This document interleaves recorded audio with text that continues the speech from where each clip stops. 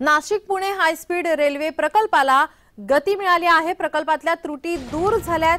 1000 कोटींची वाढ झाली। 17,889 कोटींचा सुधारित डीपीआर अंतिम मंजुरीसाठी रेल्वे बोर्डाकडे सादर करण्यात आला। पुढील 1.5 ते 2 महिन्यात मान्यता मिळण्याची शक्यता आहे। त्यानंतर प्रकल्प पूर्ण करण्यासाठी 5 वर्ष लागणार आहे।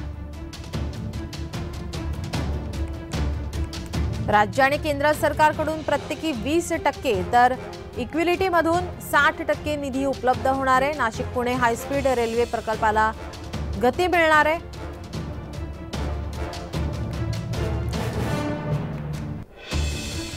आपले प्रतिनिधी किरण गोटूर आपल्या सोबत फोन लाईन वरून जोडलेत। किरण, काय अधिकची माहिती?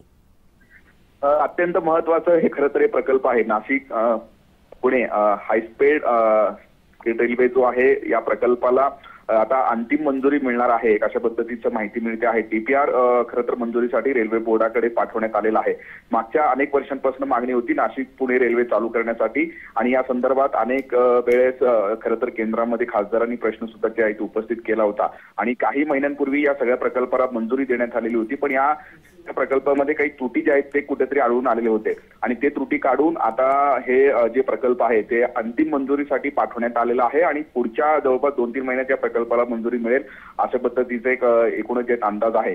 त्यामुळे हा प्रकल्प आता अंतिम टप्प्यात आलेला आहे आणि पुढच्या जवळपास 4 ते 5 वर्षात हा प्रकल्प पूर्ण करण्याचा सुद्धा मानस हे एकूणच प्रशासनाचा असल्याचं आपल्याला बघायला मिळत आहे। किरण, आता नाशिककरांचा काय प्रतिसाद याला मिळणार आहे? काय नाशिककरांशी बातचीत केली आहे का? किरण, माझा आवाज तुमच्यापर्यंत पोहोचतोय? काही तांत्रिक अडचणीमुळे आपला आवाज पोहोचत नाहीये। किरण, धन्यवाद तुम्ही दिलेल्या माहितीसाठी।